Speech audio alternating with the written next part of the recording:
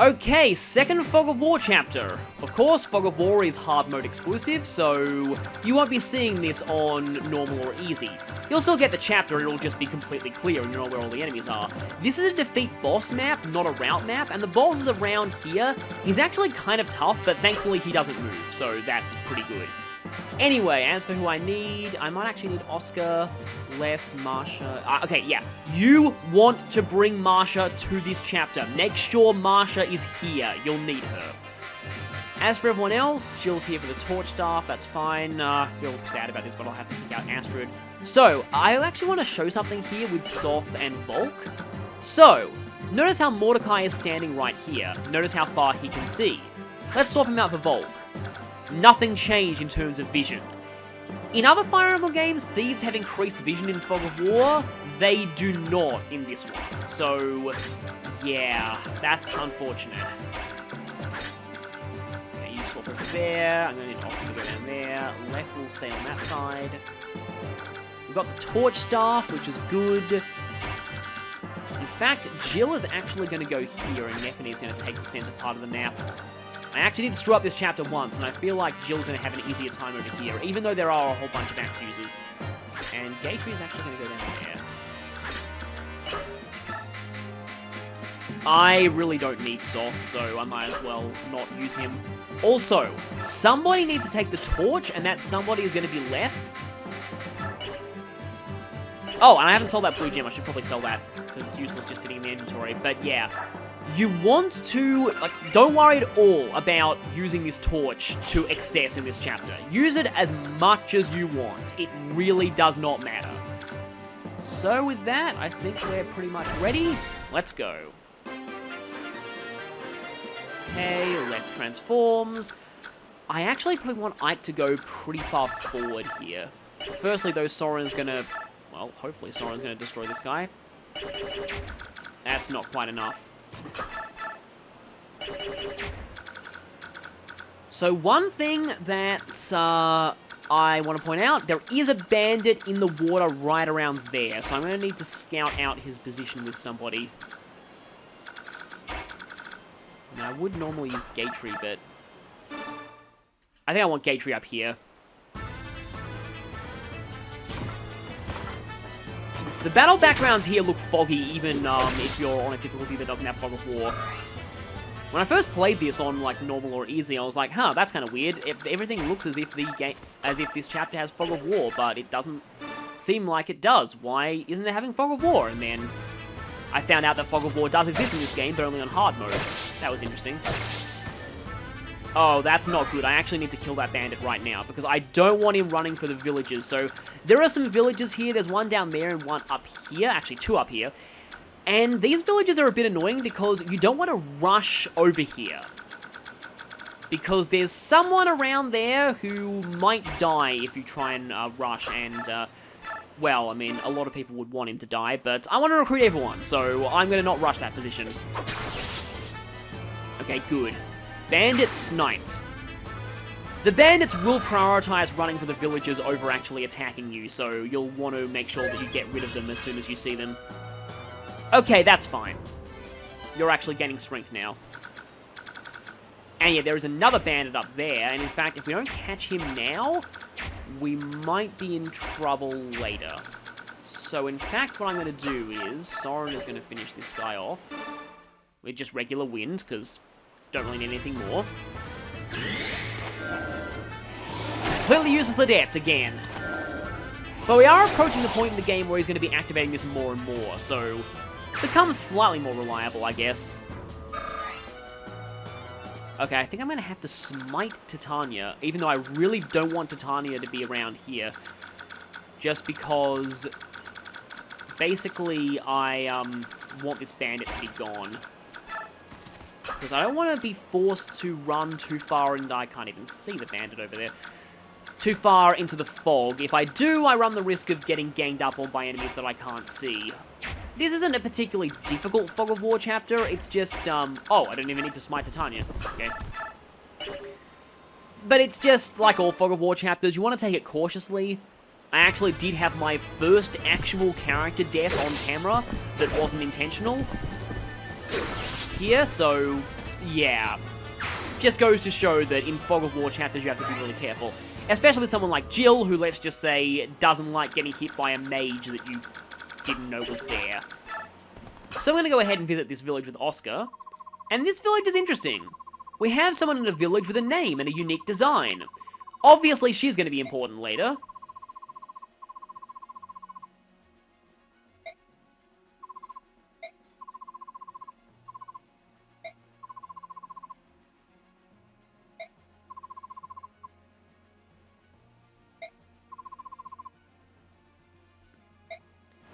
Well, she's interesting. We get a Spirit Dust, which raises magic. Obviously, it's meant for magic users, but you can actually use this for, you know what? I wonder if I should actually go for the Torch Staff here.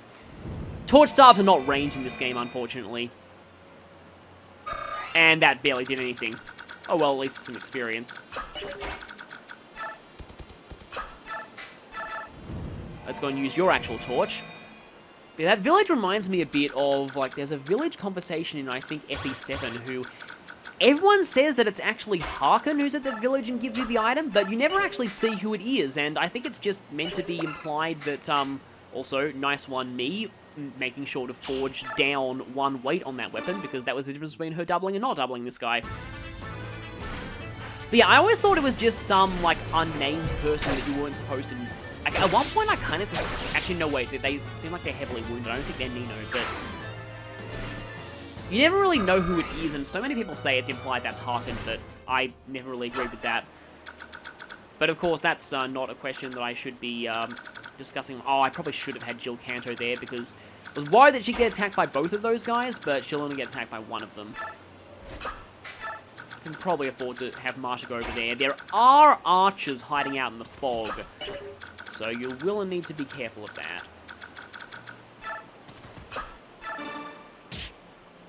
Of course, no smiting Nephany, because there's someone 2 spaces ahead of her. And in the fog version of this map, they don't directly show you where this conversation is taking place, but it's up near the top 2 houses. Hello, I think I recognize your hair color. I think we all know who this is. Yep, especially since this guy mentioned debt.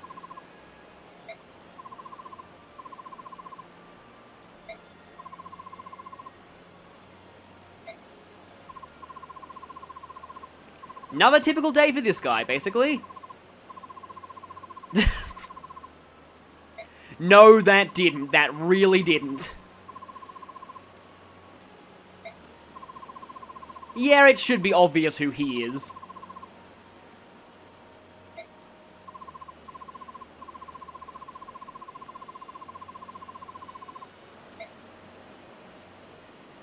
Well, bad news for you, she doesn't work there anymore. Good news for you, though, she happens to work for us now, and she's right here. Which is also bad news for you, because... let's just say the recruitment dialogue we're about to see is amazing. It's considered one of the best recruitments in the entire series, and that's really saying something. So... yeah, be prepared for some awesome dialogue. And yeah, this guy is just hiding in the fog over here near your starting position, which is a bit of a jerk move if you leave any of your healers behind. Probably should have got into position to fight them. Yeah, that's interesting. Usually 2 Cavaliers come onto this bridge right about now. Thankfully, they're not the Cavalier that we're looking for, but let's see. Yeah, I would actually need to... right. You know, Miss probably should go this way, seeing as she has a support with Jill.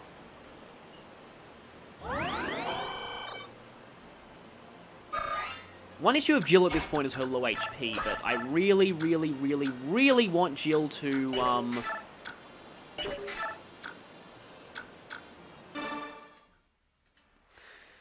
get a lot of experience here. I might need to try and have her kill the boss, which is going to be massively risky, since the boss is, let me just say right now, a berserker with a killer axe. Yeah, that's the reason why I'm thankful he doesn't move. You can just destroy him at range, and that's really what you're supposed to do, because berserker bosses with killer axes are never fun to fight, ever. Probably have to have Oscar fight. Actually, no, Oscar can't fight that guy, so it's left, because if I don't miss, we'll just die, so obviously I don't want that. Yeah, I still hate how FE6 throws a Killer Axe Berserker boss at you really, really left. Please tell me you're actually killing this guy. Thank you, good. But yeah, they also, like, FE6 has a Killer Axe Bandit boss in Chapter 5. It's just...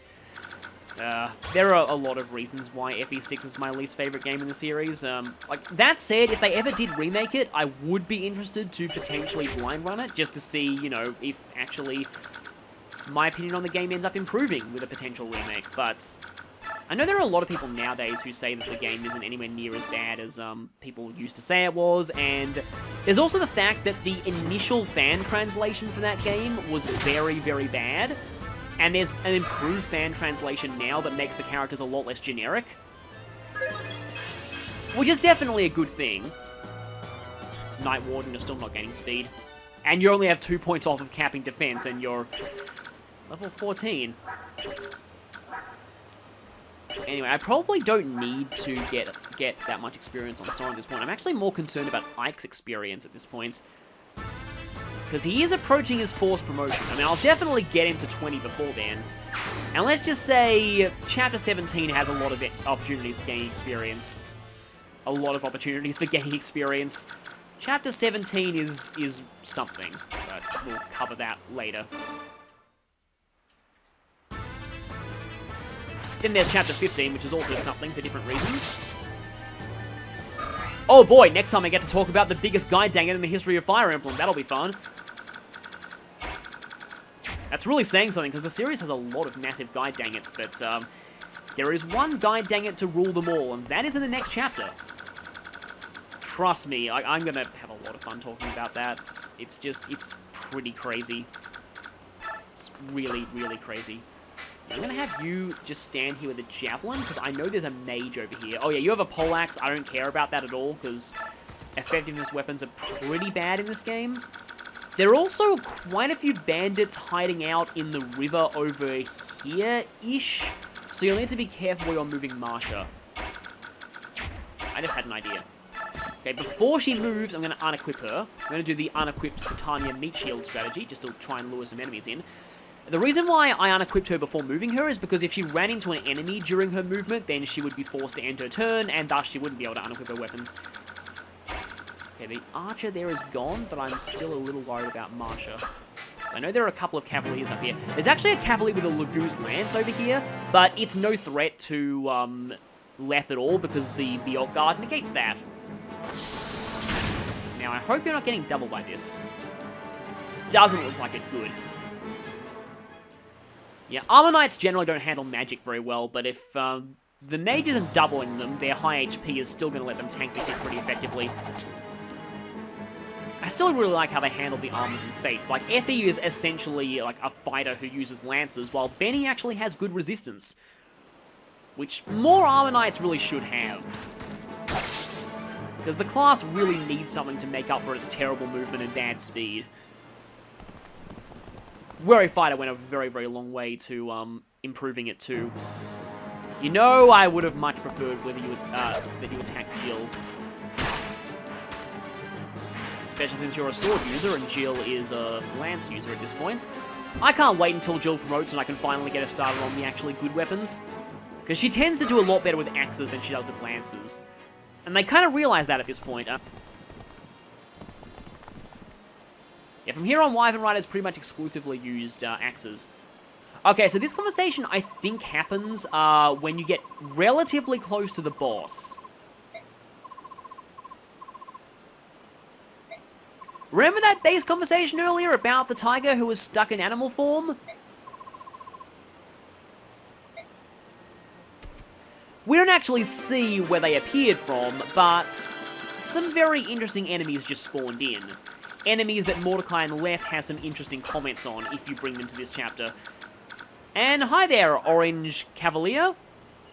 You just so happens to run right into range of your sister. Perfect. Welcome. Yes, you can do this, and I'm sure many, many people have actually done this on purpose, but welcome to one of the best recruitment conversations ever.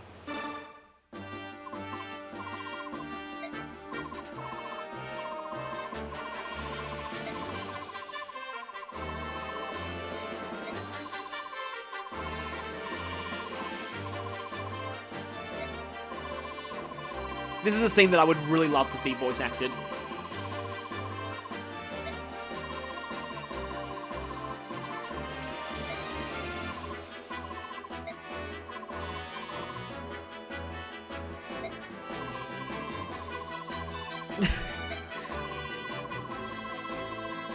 This line is also great and also jerkish, but yeah. I'm pretty sure that happens to Makalov a lot.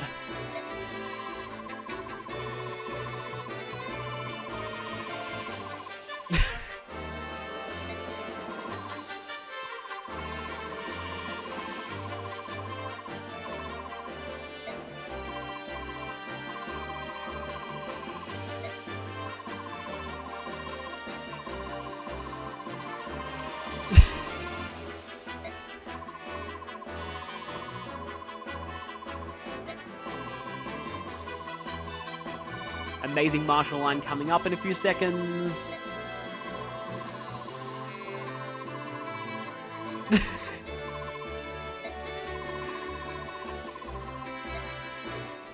So yeah, that is one of the best recruitments ever. Here's Makalov. Many players discount Makalov because he's the last unpromoted Cavalier to join you.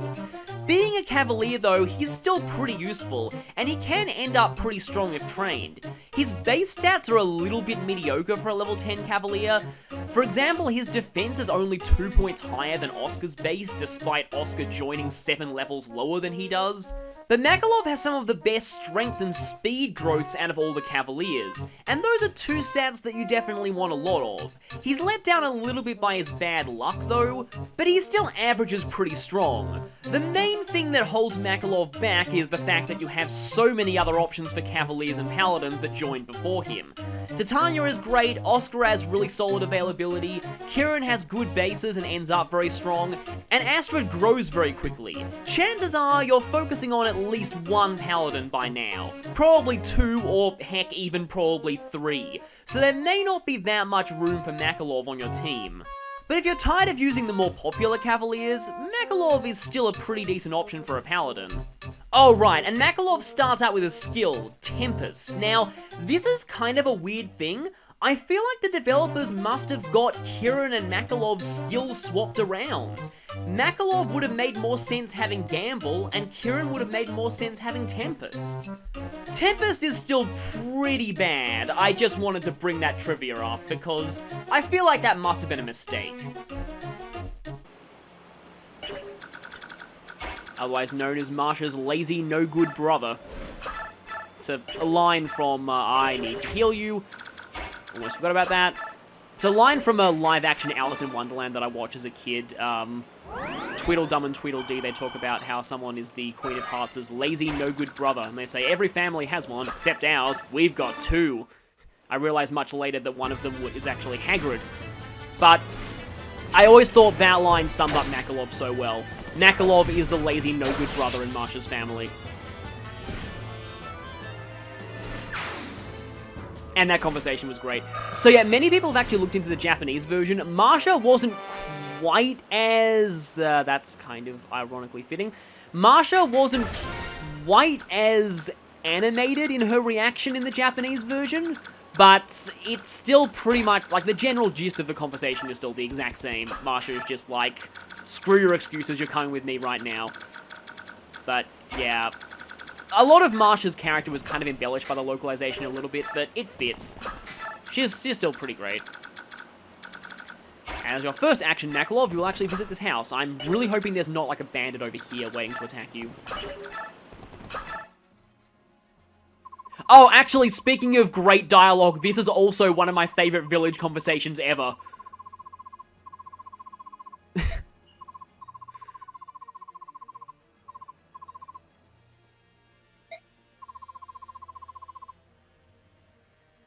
Oh, it's actually kind of sad as well.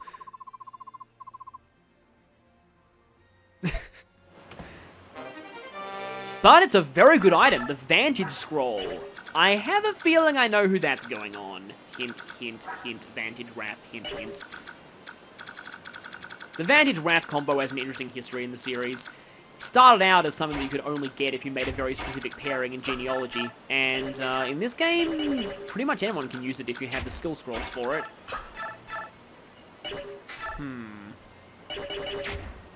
I should probably heal you before I do that. There are a few more enemies waiting in the fog up here. Though weapon triangle really doesn't mean much to gauge when his defense is this enormous. Or he could just dodge outright.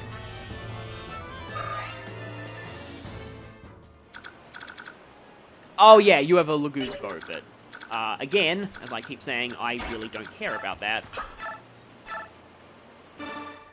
Do want to use Ike a little more, though. Ike is often level 20 by this point in most of my playthroughs. And I might want to use some torches or the torch staff once I start getting around here, because here's where you need to be a bit careful. Now, the ferals that he just said to unleash, they don't actually start moving towards you just yet, I don't think. Let's just finish you off.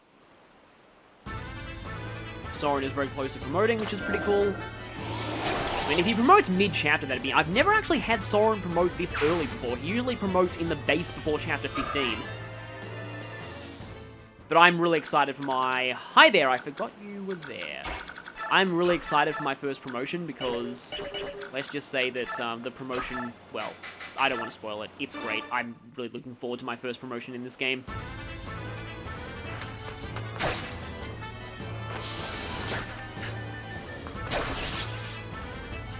And hopefully Nephany promotes not too long after. I still find the way that like she holds her lance in the animation, like the way her arm is angled, it looks broken. Yeah, you don't want to look at the battle animations in this game in too much detail, because a lot of them are not that, you know, detailed. There are many people who suspect this originally started as an N64 game. We now have direct confirmation that Fire Emblem 64 ended up becoming FE6. So, seems like that's not the case, and I feel like that means that Fire Emblem 64 was probably completely 2D, rather than 3D. I mean, there actually are a few 2D N64 games out there. I mean, I was going to say Paper Mario, but no, Paper Mario has like 3D models combined with 2D, so I don't think they're even sprites, actually. They're just flat 3D models.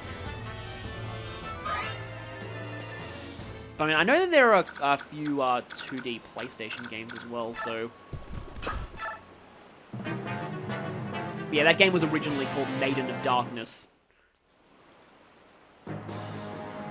Before getting its title changed to Sword of Seals, aka Binding Blade.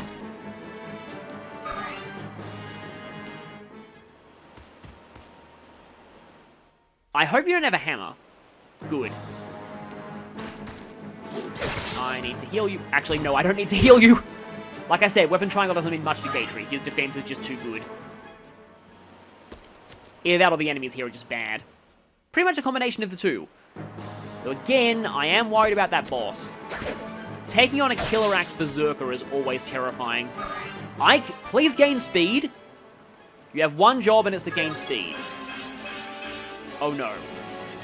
13 speed at this point is really bad, especially with a actually 55% growth thanks to the bands. Like, that is really, really low. In fact, it's actually worrying me a lot because if Ike doesn't start gaining speed soon, I am in major trouble later in the game. I might actually need to use Speed Wings early. Because there's a fight later in the game where you pretty much want Ike to have max strength, skill, speed, and defense. And Nephany just got poisoned. Probably should have brought some antitoxins, but oh well. That river is flowing very unnaturally fast from the looks of things. I guess it's not even raining. It is foggy though.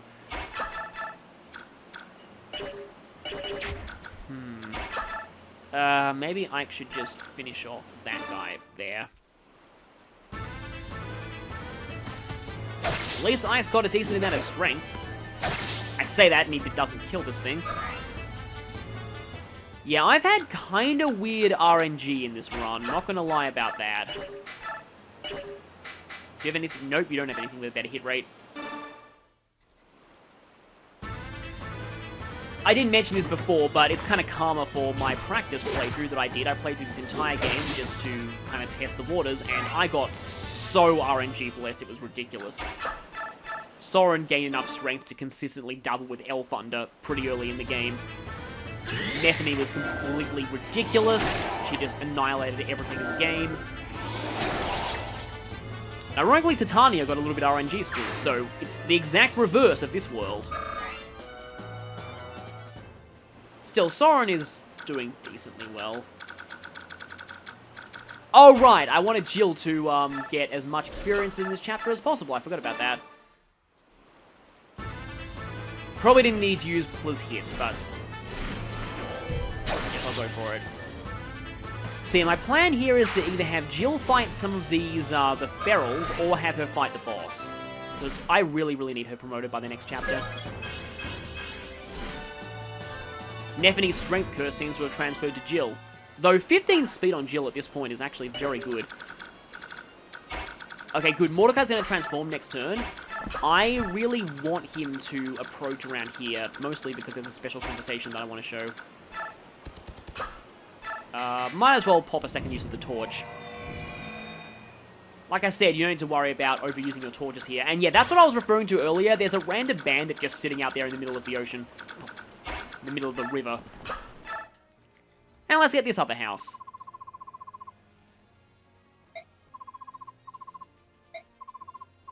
Makalor's probably like, is it valuable? And a secret book. Yeah, I remember that one.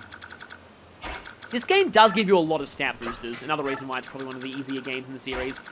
Oh. Yeah, I should probably do something about my one healer lagging behind the rest of my army. That's what Pegasus Knights are for. Well, one of the many, many things that Pegasus Knights are for. Oh, it's just a bandit. Good. Well, fighter, but anyway. A lot of poison weapons here, annoyingly. And finally, Ike actually does decent offensively against something. Yeah, Ike is not meant to have speed this low. He should have at least 15 by this point. Okay, here's the point where we need to start being careful. In fact, I'm going to go ahead and just give the torch to Mordecai. Because I want to make absolutely sure I know where the boss is before I move in. Yep, he's right there. And see these things next to him? These are feral ones. I'm pretty sure they don't move unless you directly attack them. But feral ones are lagoos that are permanently trapped in animal form. We'll be finding more about the lore surrounding feral ones later, but for now, their transform gauge never goes down. So, yeah, they are constantly in beast form, and you should be very worried about them. Though tigers aren't anywhere near as bad in this game as they are in Radiant Dawn. And here's Gusha Llama, which I always found was one of the silliest boss names ever. Yes, here's a berserker with a killer axe. That is 50 crit that you see there. Thankfully, he has no range attacks. Don't attack him in melee range at all. It's just a terrible idea. The good news is he doesn't move, from what I can tell, so yeah. Take that as your one mercy here. Oh yeah, and this is defeat boss, so the chapter will end immediately after he goes down. So just be aware of that, if you want to get experience here. Now, I said there was a reason why I was bringing Mordecai here. And that's because he has something interesting to say about the feral ones. Don't particularly want Jill to get hit by weapon triangle disadvantage and then magic. However, if Jill goes down here, you're probably not going to take the bait actually, because you'd rather go for someone who can't counterattack. Such is the way of the AI after all. I wonder if Gusha Llama actually moves on Maniac mode or has a better weapon. Because I'm pretty sure this guy doesn't move. I don't think I've ever seen him moving. And the music is really eerily silent on this map. Oh, yeah, Volk. At this point, Volk doesn't really have much to do. Doesn't even have that niche of increased vision range. So yeah, when Ike gets close to the boss, this happens. I don't think this provokes the boss into moving, though.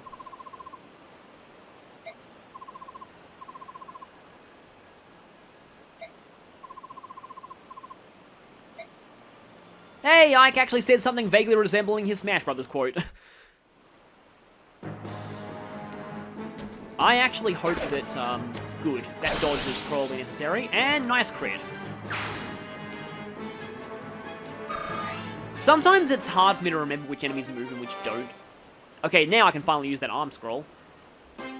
Aha! You thought that you were hiding from me, but the rustling of the bushes betrayed your location. Yeah, you're somewhere, like, around there. So, what I wanted to bring Mordecai here for is to do this, and I want to make sure that I can kill it next turn, though, because I don't want to provoke these things into, like, I forget if they actually move or not, but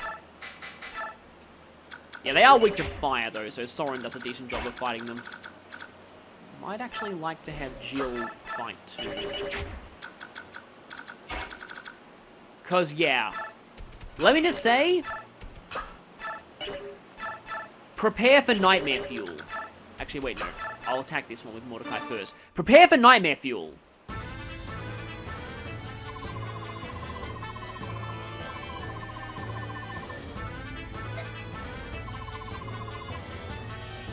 That is one of the most horrifying portraits I've ever seen.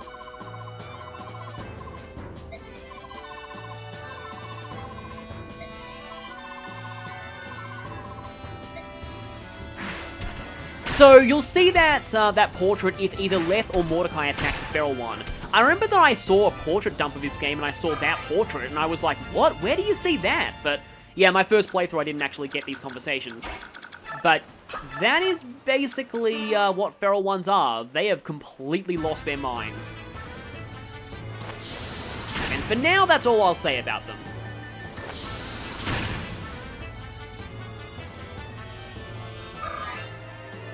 Soren is so close to promotion. And let's do this. I better be right about the boss not moving, otherwise I'm in serious trouble. Lagoos are worth a pretty decent amount of experience, though. And, yeah, I am so glad this boss doesn't have a ranged weapon. Really? What about a javelin? Actually, that does exactly enough. Might as well go for this, then, and try and avoid risking a counterattack. Please hit both times. Good. So that's both the feral ones down, and those are the only feral ones we'll be seeing in this chapter. Nice experience there, too. Nephany will probably be ready to promote soon, although having her promoted for the next chapter is really not that important. I don't like you, but I kind of want Jill to finish you off, because she desperately needs more experience. Gatry also desperately needs more experience, but at the moment it's a higher priority to get my flyers and my mages promoted, especially flyers and mages. So if you're going to be promoting anyone at this point in the game, you would... it's a very good thing to have flyers and mages promoted. For reasons that will become clear very soon.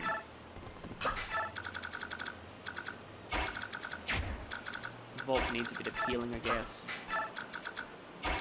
And we won't actually get to see Leth's special dialogue with the feral ones here. Though Leth and Mordecai both have special dialogue with the boss too. Unfortunately, that requires attacking him in melee range, and that requires risking his 50% crit rate, so I might not show those. His conversation with Leth is really creepy though. He basically says that females fetch good prices. You attacked Jill while she was still over the javelin. Yes, you did. You have just sealed your fate.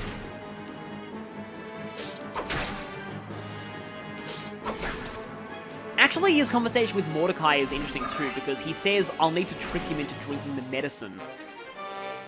More interesting lore implications. Yeah, and that's pretty much proof the boss doesn't move. Because if there's any time that he would start moving, it would be now. Yeah, so 12, 24, 36... Okay, a fully healed Mordecai can take a hit from can take a crit from him, but I probably don't want to risk that. Like I said earlier, you really want to attack this guy from range, because that way you don't risk the killer axe. Oh, that hit rate is terrible, though. And that hit rate is also kind of bad. Wonder if I can improve it by having... Nah, Miss can't even get into... She will be able to get into support range of Jill, though, if I smite her with Mordecai. So, that might be an option.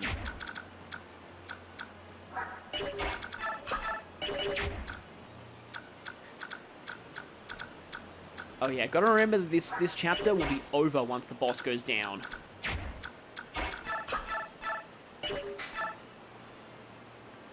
Yeah, still really don't want to risk that. But I also don't want to risk that, because if Soren gets Adept happy, then this guy is going to die, and that will end the chapter immediately. So, first things first, I want to leave Jill open to get the kill on the boss.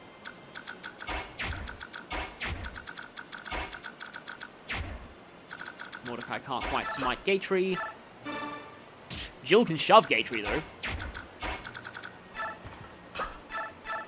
Which actually does put you in range of attacking the mage, although, yeah. It's a pretty bad hit rate, though. But I can at least try.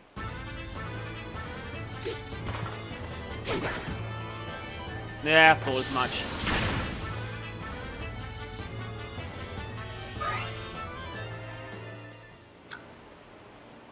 You're not even on a forest tile. I guess Ike can go and attack you.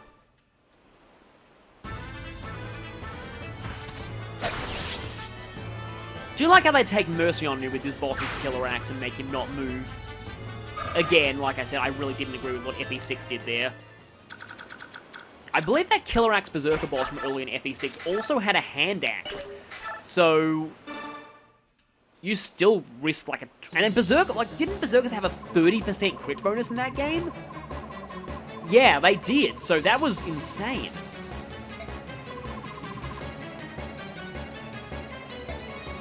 Seriously, just shut up.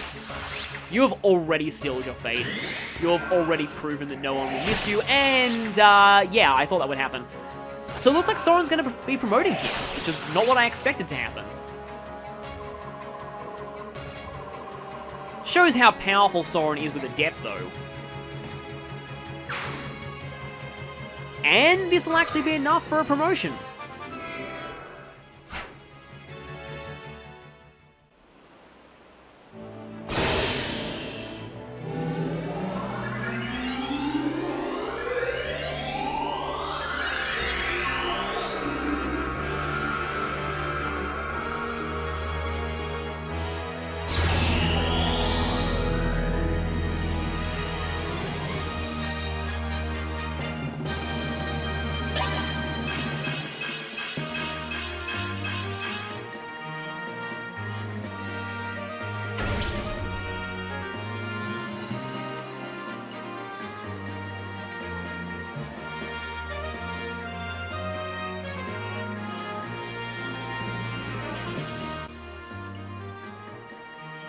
Of course I'm choosing Stars. Best promotion theme in the series, and I will fight you if you say otherwise. Just kidding, but that is my favorite promotion theme in the series. Absolutely no question. That song is fantastic. I just love that so much. It's just... oh, that's amazing. It's just such a great song. So, mission complete. I will need to, yeah, make up for a bit of experience on Jill, though, because, yeah, her not being promoted before the next chapter is actually a major problem.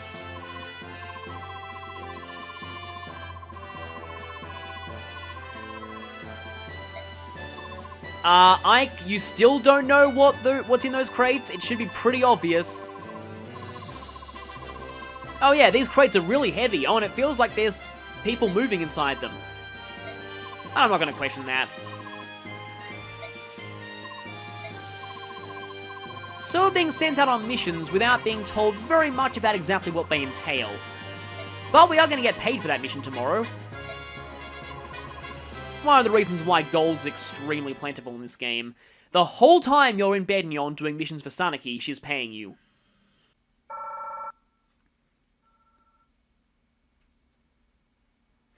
So that ends Chapter 14. But next time, we will be heading out to our second job in Bednion, and this is where things get, well, we get another piece of the puzzle, but it's also one of the biggest guide dangers in the history of Fire Emblem. But I actually have to destroy him with Jill right now.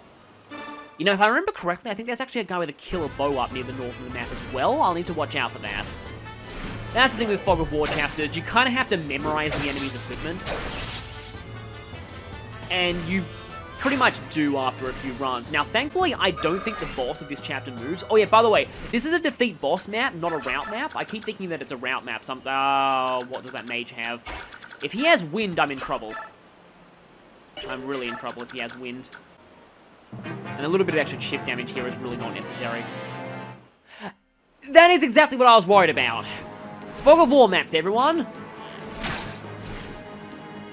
Good news is that archers are terrible to flyers in this game because effectiveness bonus is only double might, not triple might. But Jill does not like mages. Please don't be wind. You're fire. Okay, that's probably okay. No, it's not.